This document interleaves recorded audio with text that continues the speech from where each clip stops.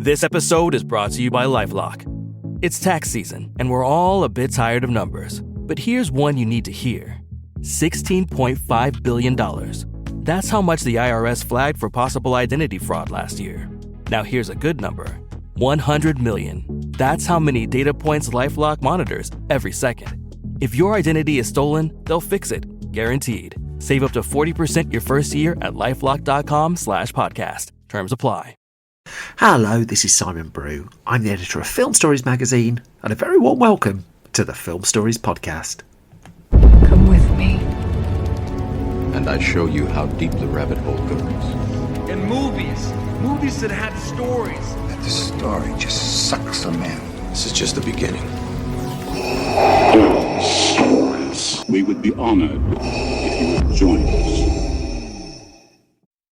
Hello, and a very warm welcome to Film Stories with Simon Brew. I am Simon Brew. As always, there's absolutely everything you need to know about me. But the podcast, well, as the title suggests, we're here to talk of the stories of film. So if you're here for the first time, welcome. If you're returning, welcome too.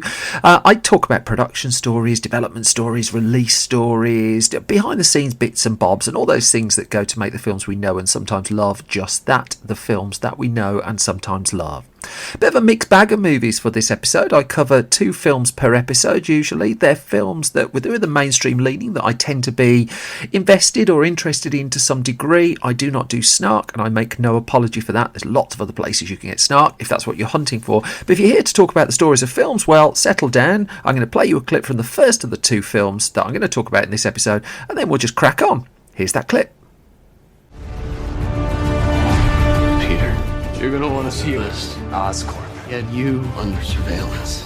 Why? Isn't that the question of the day? Nothing is what I thought it was. I once told you that secrets have a cost. The truth does too. My name is Richard Parker. I have discovered what Oscorp was going to use my research for. What is all this? The future. We have plans for you, Peter Parker. That then was a clip from 2014's The Amazing Spider-Man 2. I'm going back and doing a comic book movie. I don't do them very often. I think they're covered heavily elsewhere. But I think this is quite an interesting story. It's directed by Mark Webb, written by Alex Kurtzman, Roberto Orci and Jeff Pinkner. It would be the last film, I think, that Kurtzman and Orci would be credited on together. Story credited also to James Vanderbilt, based on the Steve Ditko and Stan Lee comic book creation, of course.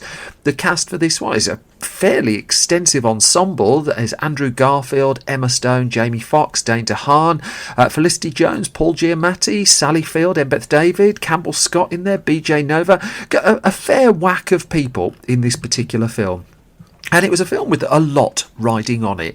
So the story for this one goes back to really 2011. So, well, perhaps even further than that. Because after Sam Raimi had made his trilogy of Spider-Man films, and I've covered Spider-Man 3 in an earlier film stories, Sony had a decision to make about the future of the character on the big screen. Does it spend an inordinate amount of money on Spider-Man 4 with Sam Raimi directing? It would have had John Malkovich as the Vulture, if memory serves, with Tobey Maguire playing Spider-Man for the 4th time, or do they reboot and start again? And they went for the reboot option. So Mark Webb came in and directed 2012's The Amazing Spider-Man. Andrew Garfield was cast as the Web Slinger, and they gambled, and they probably just about won out on that film. Now, I didn't really like The Amazing Spider-Man. I found it quite a safe film, although I do appreciate quite a lot of people like it. But it was clear from the off that was never intended to be one film. So, nearly a year before The Amazing Spider-Man made it into cinemas, Sony already announced The Amazing Spider-Man 2. They announced its summer 2014 release date, and within The Amazing Spider-Man, they started seeding bits that would appear in the sequel. That would prove to be a theme. Because as The Amazing Spider-Man 2 started to come together, Sony was coming up with a bigger plan for what it wanted to do with the entire Spider-Man world. That it's no secret that Marvel was enjoying significant success with its burgeoning cinematic universe. The first Avengers film had crossed $1 billion. At the global box office, Iron Man 3 had done over $1 billion as well.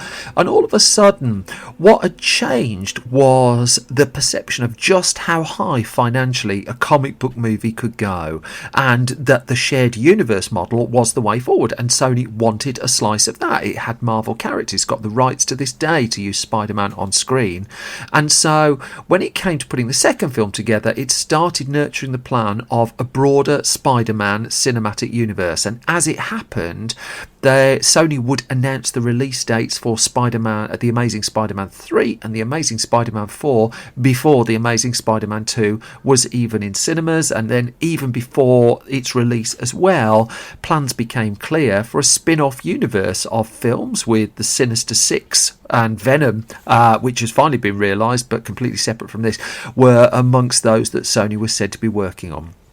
Now, in terms of personnel for this one, well, the screenplay I've gone through, written by Alex Kurtzman, Roberto Orci, Jeff Pinkner. But in terms of a director, well, Sony wanted Mark Webb back. And Mark Webb had landed the Amazing Spider-Man job off the back of his excellent film, 500 Days of Summer. And I spoke to him about that, and he said that was pretty much a film that he designed in his garage, whereas Spider-Man, when it came to doing a Spider-Man film, that was clearly a much, much bigger endeavour. And so I think a little bit of him was probably in awe of the first Spider-Man movie, but the fact is he wrestled it to the screen. It came out in 2012. He wanted to return in 2014 for the new film.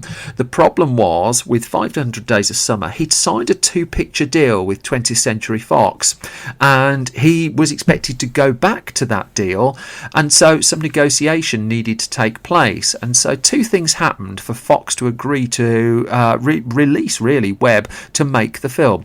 Firstly, in certain cinema showings of The Amazing Spider-Man 2 when it came out, there was a mid-end credit sequence which was a scene from X-Men Days of Future Past, and here was that rarest of thing of a studio in a mid-credit sequence. I don't think it's been done before or after, promoting another studio's film, but that was part of the price for securing Webb as director. In terms of Webb himself, his 2-picture deal with Fox suddenly turned into a 3-picture deal with Fox, although in the aftermath of The Amazing Spider-Man 2 that's not really happened. He has gone on to make a film called Gifted, which I think is terrific, and he's now doing Snow White and the Seven Dwarfs, the live action one for Disney, which I guess owns Fox, so it sort of all worked out in the end. Casting wise, well, Andrew Garfield was clearly going to return as Peter Parker and Spider-Man. Gwen Stacy was going to be played by Emma Stone, and the cast that was set up primarily in the first film were coming back. But in terms of new additions, well, they needed a new villain for a start, and it was fairly early on settled that new villain would be Electro. Electro was a character that when James Cameron was originally considering making a Spider-Man film, he was one of the ones, along with Dr. Octopus, who was on Cameron's wish list. In terms of the casting wish list, though, and they were putting the cast of this together at the end of 2012, so The Amazing Spider-Man hadn't been in cinemas for a year when they were ramping up to do this film. So Jean Dujardin was on the wish list for Electro, Mads Mikkelsen, Damian Lewis was in there, but by October 2012 it was clear that Jamie Foxx was the running favourite for the role, and he was indeed confirmed early in December 2012. Also confirmed around the same time was Dane DeHaan, who was going to be playing Harry Osborn in the film. Felicity Jones came aboard roughly around that time in an unconfirmed role. Paul Giamatti, who had given an interview in the past saying if he would like to play the Rhino if he was ever cast in a Spider-Man film, was cast to play the Rhino, although as it would turn out he would barely really be in the movie, and he's not the only one there. For also cast in the film was Shailene Woodley, who was to play Mary Jane Watson, clearly a very significant character in the Spider-Man world, and so she went and shot only a handful of scenes for The Amazing Spider-Man 2. But it would become clear during production that the story came out that her character was being cut from the second film because the second film was already chock-a-block with a view of bringing Mary Jane into the equation for The Amazing Spider-Man 3.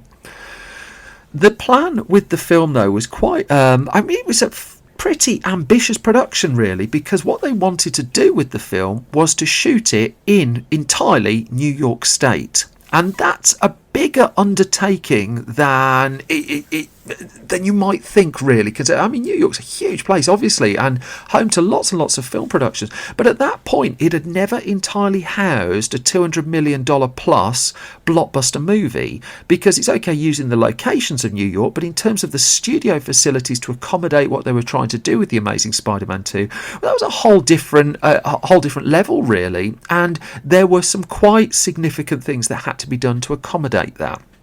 So, first of all, there's a sequence, there's a prominent sequence that takes place in Times Square in New York, where Jamie Foxx's Electro wreaks havoc and has a fight with Spider-Man, as is wont to happen in such films.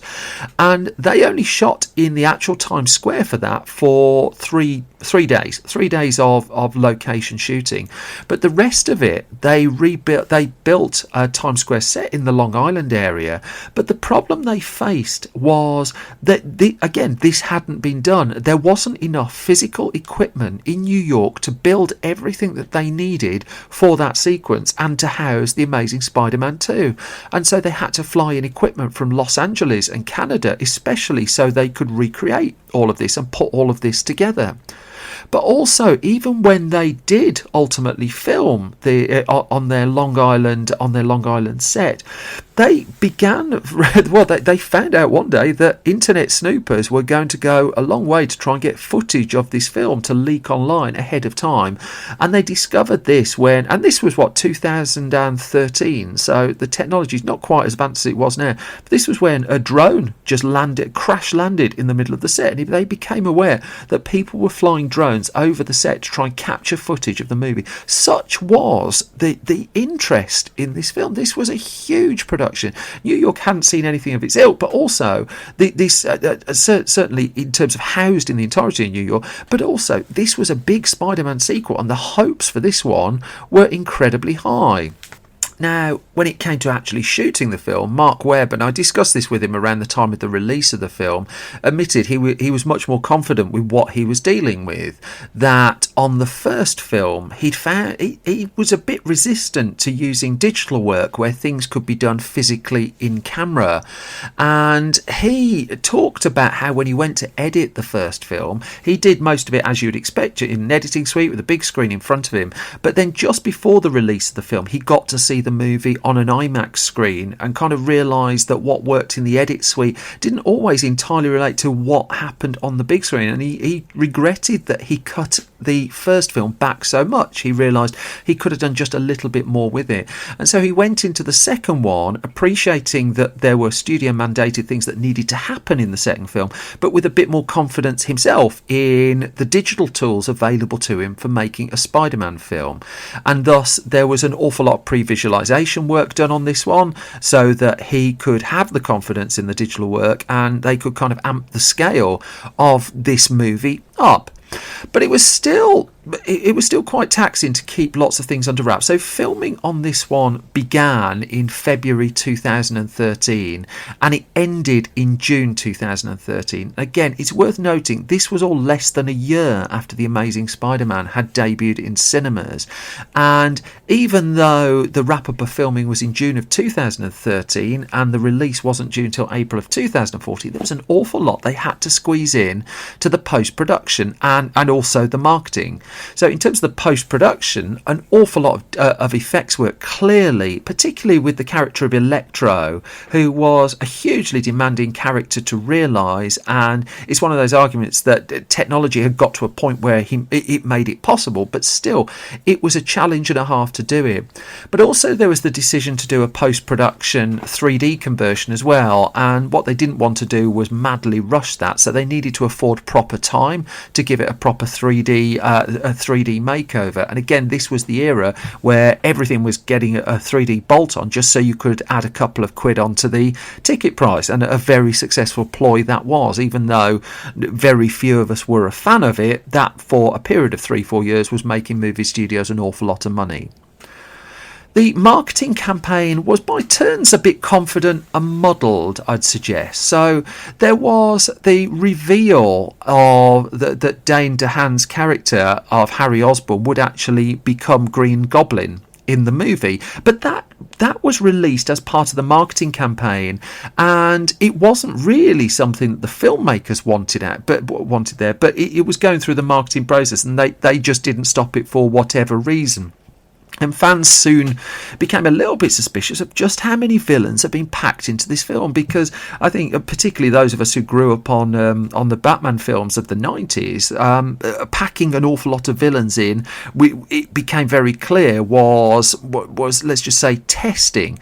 And this Spider-Man film, as well as all of a sudden having to do the setup for a cinematic universe that Sony was hinting and saying was coming, as well as having to do the setup for a couple of sequels, it was having to bring in the character of the Rhino, of Green Goblin, of Electro, and put all of those arcs into one film, as well as the Peter Parker Gwen Stacy story, and the film was becoming packed. And not shortening at all. I mean, that's why the character of Mary Jane ended up on the cutting room floor, because there was just no room, and also they wanted to focus more on Gwen Stacy or that side of Peter Parker's life. As the promotion was coming together, I mean, Sony really did go for it. It's worth noting that. So a year before, it did San Diego Comic-Con. I think it was about 8-9 months before. It did San Diego Comic-Con and debuted, 3-4 minutes of footage from the film exclusively to Comic-Con. That worked out, because there's no way that would leak out online. It leaked out online. But also, they went for it with pretty much all the usual expensive spots you'd expect. A big Super Bowl spot followed early in 2014. The release of the trailer was a huge event in itself, but also there was then this talk of seeding in Easter eggs and of building what this Spider-Man universe would be. Behind the scenes, there was also going on a struggle to not only keep the running time of the film under control, and the film came in at 142 minutes, at that point the longest Spider-Man film to date at that point, and still they'd had to chop an awful lot out to get to that point. But also they'd actually struggled to get the PG-13 rating that was crucial for a big screen Spider-Man movie, and a lot of that was down to the transformation sequence for Harry Osborn and the Green Goblin. That Dane DeHaan's role was cut down, but also the sharper edges of that transformation sequence were pulled back. That they did test screenings and found that it was just frightening kids too much. There were moments with the character of Harry Osborn where he's drinking, they were pulled back. There were moments of romance, let's just say that, Harry Osborn, they were pulled back, and the role gradually just contained. The PG-13 rating was ultimately secured, and there was still an awful lot in the movie. But from the outside looking in, it already looked like it was straining under the weight of absolutely everything that it had to do. And then before the release, it got even more convoluted. That Sony confirmed that it was looking to do a Sinister Six film, that it was going to move up its schedule. I think Drew Goddard was in to do that. It's the reason Drew Goddard didn't direct The Martian, as I've covered in a previous episode of Film Stories, was he wanted to make the Sinister Six movie. He was signed up by Sony to do so, and the plan was, once The Amazing Spider-Man 2 was out, it would be Sinister Six and The Amazing Spider-Man 3 to follow. In fact, I did the press junket in a previous life for The Amazing Spider-Man 2. I remember talking to the producer Matt Tolmach and Avi Arad, and I asked them at that point, were they considering even an annual cycle for these films? And it wasn't something that they were ruling out. They also said that seeding characters like the Spider Slayers and Black Cat, comic book characters within the film, though, Avi Arad said to me, it's like everything you see that makes you think about the comics, I think you should read into that. And they were very conscious about what they'd monitored. Arad admitted to me that they'd monitored the social reaction to the first film very closely. They'd seen the backlash against the costume, for instance, and they'd reacted to that. But also they knew that if they put something small in the film, that the fan base would pick up on it and discuss it, and there would be word of mouth, and more people would be talking about the movies, and that's what they wanted. There was a hint of a problem elsewhere, though, when it came to actually scoring the film, because James Horner was set to do the score for The Amazing Spider-Man 2, as he'd done for The Amazing Spider-Man. Now, I'm a huge fan of the late, great James Horner. I think he's a terrific composer. But as the story goes, he looked at a cut of The Amazing Spider-Man 2 and decided he didn't like the film and he didn't want to score it. And so Hans Zimmer was scrambled in fairly late in the day to score the movie. Sony was pouring not just the, $250 million it took to physically make the film into The Amazing Spider-Man 2. So pivotal to it was it to its future blockbuster ambitions was it. It spent not far off the same again on marketing and promotion of the film. And so it was fired up as a huge event, and it was guaranteed really a big opening weekend, and that is just what it got when it finally released into cinemas in April of 2014. That it was a staggered release really, because we got it in the UK before it arrived in America. I remember that. But when it arrived in America, it landed with 90 million plus opening weekend, and it shot out of the traps at speed. And Sony looked to have won its gamble, but it didn't, because the word of mouth on The Amazing Spider-Man 2 wasn't kind. And I remember sitting in the press screening of it and sitting next to a Spider-Man fanatic. And I'm not a comic book devotee of Spider-Man. I've always enjoyed Spider-Man as a character in the films. But I was very aware that the person I was sat next to was, let's just say, hugely disappointed with what he was seeing on the screen. Now, I've always quite liked The Amazing Spider-Man 2. I don't think it's terrific, but I think it's an upgrade on the film before. I think there's some really good stuff in it. But certainly the last 10-15 minutes or so is so bogged down in stuff that it's seeding for future movies that it's almost like a huge klaxon is going off of exactly what it's up to. And you look at I don't talk Marvel Cinematic Universe a lot on this podcast. Again, I think it's covered very well elsewhere.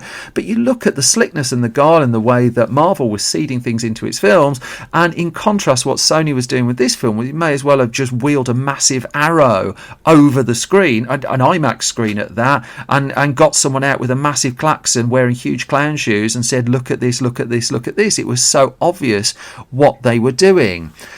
And the audience started to, I wouldn't even say they massively backlashed against the film, but there just wasn't the enthusiasm to keep The Amazing Spider-Man 2 going at the box office. So let's just zero in on the American release just to see what happened. That it opened in America on May the 2nd of 2014. So after it had been released in about 10-15 territories elsewhere in the world, to a 91 million opening weekend. So far so good. It knocked The Other Woman off the top of the box office.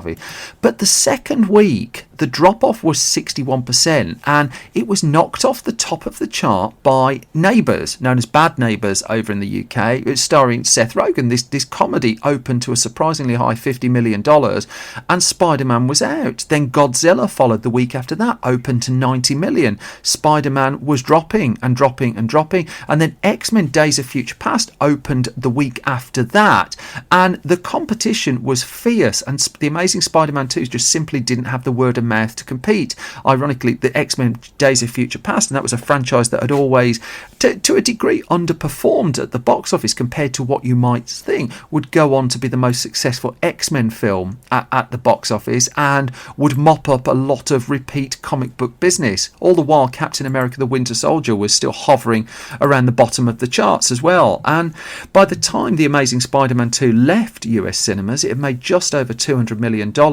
but worldwide it really hadn't soared either, and that was the killer. That the film just got over $500 million worldwide. It came in with a worldwide gross of $708 million, and by most people's standards you'd sit there and think, well, that's a really good amount of money.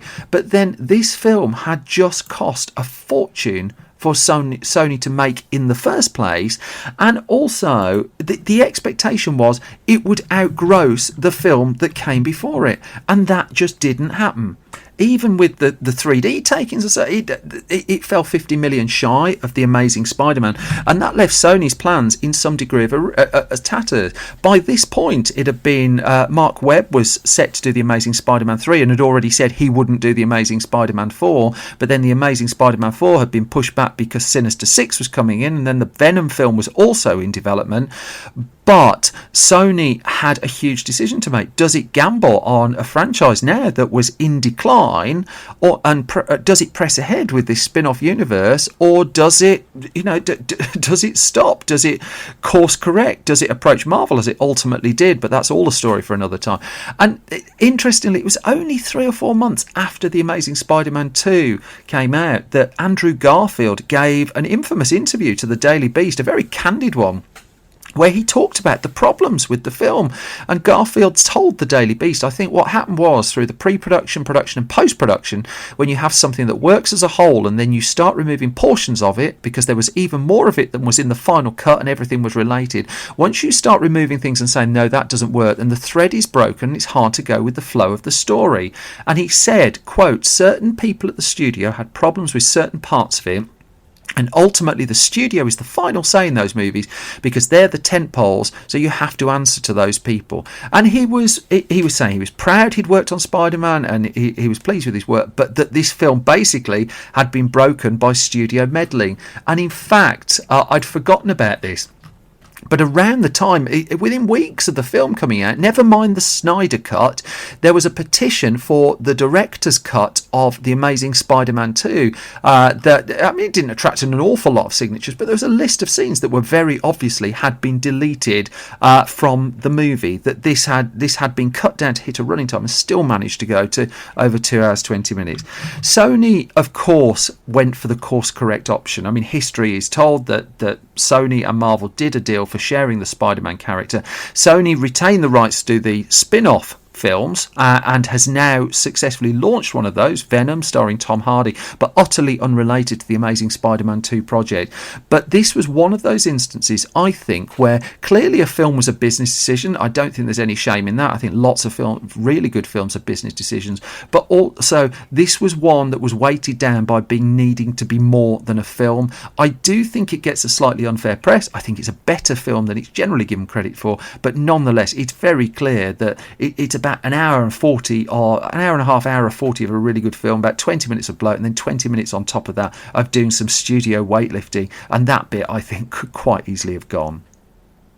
Which brings me to the halfway point of the latest episode of Film Stories. If you like this podcast, it helps enormously if you subscribe to it. It helps enormously if you leave an ideally positive review of it as well. I'm an independent publisher, so anything you can do to help spread the word or support it is gold dust to me. I don't have a huge company behind me. It's just me in a room with some wine. But it's not bad wine. It's on offer in the Spa, 2 for £12. They didn't tell me to say that. With that in mind, though, I'm going to move on to the second of the two films I'm going to talk about. I'm staying in roughly the same era, actually. I'm coming back to Britain. I'm going to play you a clip. I'll pick up the story the other side of this. No matter how many times you're told, you never really get it when you're young, but you learn. It's weird how through all of that you can do this one thing that people think defines what you're about. And I remember what I said. I said never fuck with a guy who ain't got nothing to lose, but I was wrong. Because the only person more dangerous than someone with nothing to lose is someone who stands to lose everything. That then was a clip from 2016's Brotherhood, directed and written and starring Noel Clarke, who also co-produced it. Also in the cast of this one, Arnold Oseng, Red Madrell is in there, Shanika Warren Markland in there, the brilliant Cornell John, scene stealing in this one, Stormzy. It's a really strong ensemble cast. Ashley Thomas, a whole bunch of people. Lashana Lynch is back in there as well, some of whom who'd been in the previous movies in the series, and some of them haven't, because Brotherhood was the closing founding part, well, as we know at the moment, of the Hood trilogy of films that had put Noel Clarke firmly on the map as a British filmmaker. That he came to most people's attention, I'd suggest, playing Mickey in Doctor Who when that was revived in 2005. But he'd also written the film Kiddlehood, which came out in 2006, which he didn't direct. That was directed by Manhaj Huda, who wasn't going to return for the second film. But nonetheless, Kiddlehood was a hit. That it cost about $600,000 to make. It made $1.5 million at the box office. It was also at one point mentioned by David Cameron, which gave it extra prominence when he was a political relevance. And so off the back of that, there was talk straight away of doing some kind of follow-up. And Clarke was interested in pursuing the story of the character Sam Peel in the movie. And so he put Adulthood together. It was only 2 years after Kiddlehood that Adulthood became a thing, that he penned the script. And this time, the option was available to him to direct the film. And he hadn't gone into it expecting to direct. He didn't have at that point the ambition to be a movie director. But he figured in the end this was his chance, the opportunity was in front of him, and he directed Adulthood, and it came out in cinemas in the UK in June 2008. It was again a modestly costed production, but it was a real breakout hit at the UK box office in the summer of 2008. That when it opened, it pushed down The Incredible Hulk, Indiana Jones, The Kingdom of the Crystal Skull, and films like that. And so there was talk at that point of, well, are you going to do another film? But Clarke had other ideas, that he had other filmmaking ambitions that he wanted to realise. So in spite of the success of Adulthood, and in spite of the fact at that point films could be financed off his name, that he'd proven himself as a box office entity in the UK, he decided to do something different. And so there was a film he wanted to make, which I think is his underrated film, which is 4321. And so he did that, and that broke $1 million at the UK box office as well. It wasn't as big a success, but it was clearly an ambitious film and a real step forward in lots of different ways.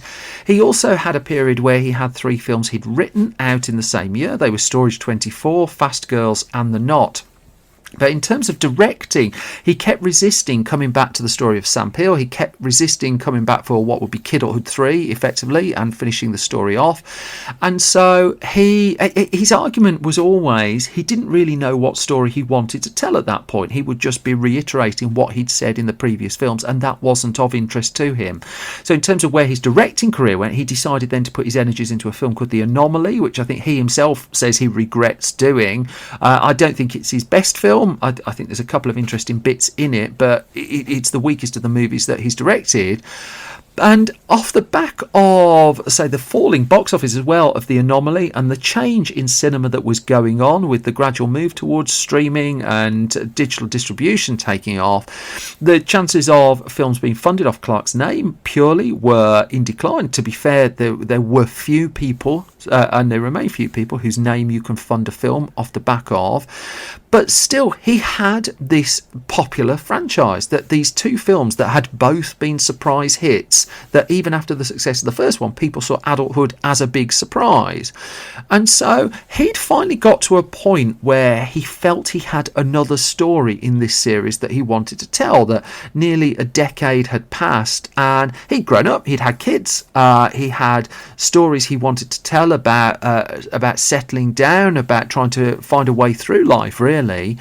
And so he took the idea to market to see who was interested in backing what would become Brotherhood. And for the 3rd time out of 3 in this hit trilogy, he hit problems. Now, in the case of this one, the struggle was really just finding any distributor who was willing to stump up the money to make the film. That there was a feeling that it had been so long since the last film had been a success, that the window of opportunity to make this into a big commercial success press had passed, and also that combined with the fact that Clark the movie star wasn't quite where he was in terms of British box office appeal before. And so this was no box office sure thing, again, in the eyes of the people who were making the decisions. Clark still felt that there was an audience for this film. He knew that people had grown up with kidulthood and adulthood, and they were two films that meant something to people and meant something to their audience.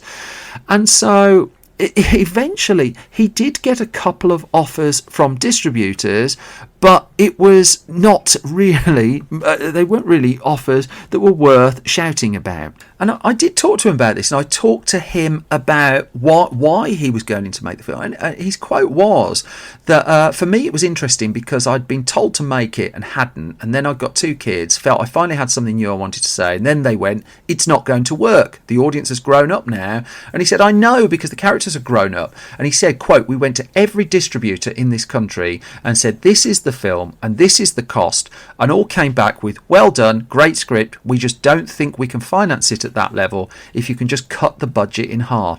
Now, he wouldn't be drawn on the exact budget for Brotherhood, but not expensive, I think would be pretty fair to say. That he's always made economic films and he's always worked primarily within the independent sector, that he's generated films through his Unstoppable Entertainment Company, and Brotherhood in that regard was no different to that. And in the end, there were only two companies who believed enough in the project to even talk about financing it.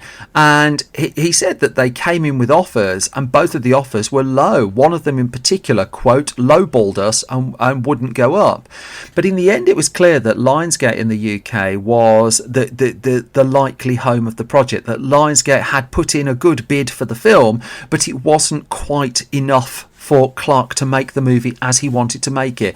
And he went backwards and forwards with them, and it came down to a simple sum, he says, of £50,000, which in the context of a film production, appreciating it's an independent film production, not the most enormous amount of money when you're talking about a sequel to a film that had taken over £3 million at the UK box office. It was a profitable film. I mean, factor in the DVD sales as well. This was a profitable film, but still, the toing and froing went on, and Lionsgate agreed to stump up the extra money, and all of a sudden, Brotherhood was back on. That Clark had his script, that the cast was coming together, and it was going forward. So in the case of Brotherhood, he produced it with his regular producing partner Jason Mazza, and they're partners in Unstoppable Entertainment as well.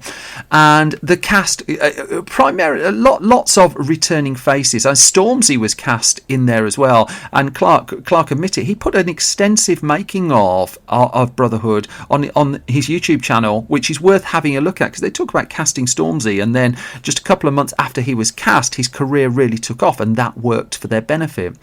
Also, there's a Cornell John on there as well, who talks about how he's always asked to say the lines from the Hood trilogy, that he calls it his Arnold Schwarzenegger moment, and he thoroughly blames with a grin on his face Noel Clarke for that. Clark did want to shoot it in and around the area where he grew up. He was always keen to make films that reflected the area where he grew up, that talked to him really, and talked to him as he was growing up, that he felt when he was young, there weren't films that talked directly to him, as much of a fan as he was of the American audience, of American comedies. The British films that were coming out, well, they were reflecting a part of London that wasn't his London, and he's always been quite candid about that when he went to watch Notting Hill, that was 5 minutes from his front door, but it could have been like 500 miles, such was the difference in the world that was put across on the screen. So when it came to doing Brotherhood, I mean, they were filming at the local Westfield shopping centre, for instance, that wasn't apparently up and running when they made the first movie, but they wanted it to be in and around the London area. Now, Jason Mazza talks quite interestingly about sourcing locations as well for the film, so on that aforementioned behind the scenes documentary. So filming, let's just put it into context, filming began in Brotherhood in West London in November 2015, and at that point it was already being called the final part of the trilogy. The cast, the majority of the cast was in place, and Clark, to his credit, he's a divisive character, and he knows he's a divisive character, and he knows he puts up a front where, as a consequence, quite a lot of people dislike him, and he has no problem with that whatsoever. And it's quite interesting talking to people who've worked with him quite closely, that as many are as enamoured with him as not. But one of the things he's done through his company, which I always hugely admire, is he offers opportunity. So Unstoppable is one of the few companies that I know of you can send an unsolicited screenplay for. And when it came to putting the music for Brotherhood together, and they were going to use a lot more score in this film, but they also wanted to make sure that there was music constantly throughout, they did put a call out on social media inviting people to send in their tracks. They got hundreds of emails coming in during the pre-production of the movie, and some of those tracks, sourced via social media, made it into the film, and some people got a break as a consequence of the movie. Now, it was a low-budget film. For all the toing and froing with Lionsgate over the budget, this was a low-budget film, and most of it was set where they had a unit base, and they tried to get locations that were no more than 10-15 minutes away from that unit, because they needed to cut down on the transportation costs as much as anything else. They were getting permission to use certain locations, but they only had them for a small amount of time. So when they did go out, and they were shooting a lot of at night, they needed to do the setups quickly. They needed to do numerous setups. They needed to get in and out and get everything done. So they couldn't afford an awful lot of transportation time as a consequence of that. That said, for a big crucial sequence in the film that I'm not going to spoil, which was shot pretty near the end of the film's production, there was a problem in securing a suitable location for it. They needed a pretty open space, and Jason Mazza talks about the fact that they didn't lock a key location down for the movie until one day before. And he talks about this rule about you can't go more than 15 minutes away, really, and they had to break the rule to secure a location, and it was a pretty extensive series of shots they needed to do. They had a crane on set. They were really going for some quite complicated bits and bobs in there, and this location came together very, very, very late in the day. And he just says to Cameron, this thing, it's no way to make a film, I wouldn't recommend it. But there was an element of seat of the pants of how they were putting it all together.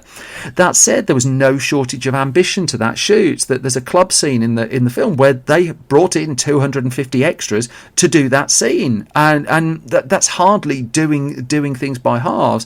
And one of the things they always said was that they're going to try and stretch the budget and make their films look an awful lot more expensive than they actually are. That's reflected too in the fact that there is an awful lot of location work in the Brotherhood movie. Now, the film would ultimately come in on schedule and on budget, but there was still doubt, in spite of that, as to just how well this film was going to do. And I think this is quite... I was fascinated by this. That it was given a release date, the 29th of August 2016, so that's quite an off-peak release date, really. But Lionsgate was arguing that with the rise of things like YouTube, Facebook, social, of streaming, even at that point streaming was starting to eat in, that they would be happy if the film grossed $1.5 million at the UK box office. And that's less than half what Adulthood did, but the level of expectation of what this film was going to do was really quite low. And, you know, it's one of those things. The first film was underestimated, the second film was underestimated, and what do you know, the third film was underestimated as well. And I asked Noel Clarke at what point he knew that the audience was still there, because there must have been an element of doubt for the filmmakers as well.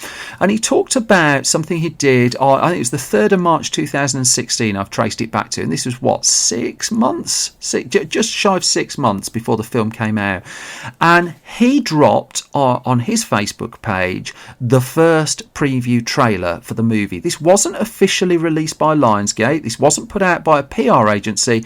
He just sat there and he dropped it onto his page, and then he hit refresh, and then the hits were coming in fast.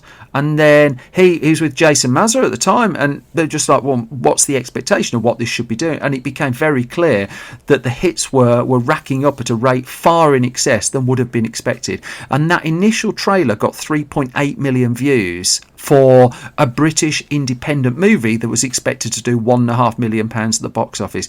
And Clarke said he knew at that point he had something, and he knew that the audience was there, and he felt that this was going to work.